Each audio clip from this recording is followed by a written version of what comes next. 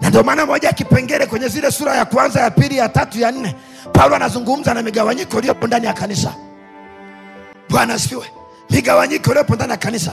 Sasa wakawa wanajidhani wanaweza wakayapima mambo ya Mungu kwa uelewa wa ufahamu walionao.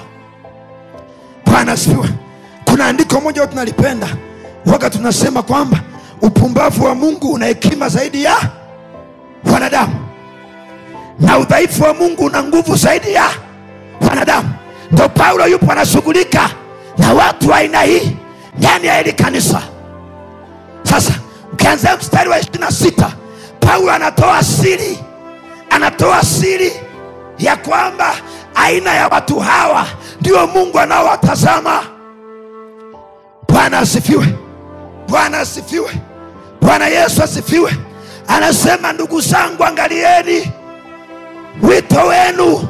Si kwamba wengi wenye hekima walioitwa, si kwamba wengi wenye maarifa walioitwa, si kwamba wenye nguvu wengi walioitwa.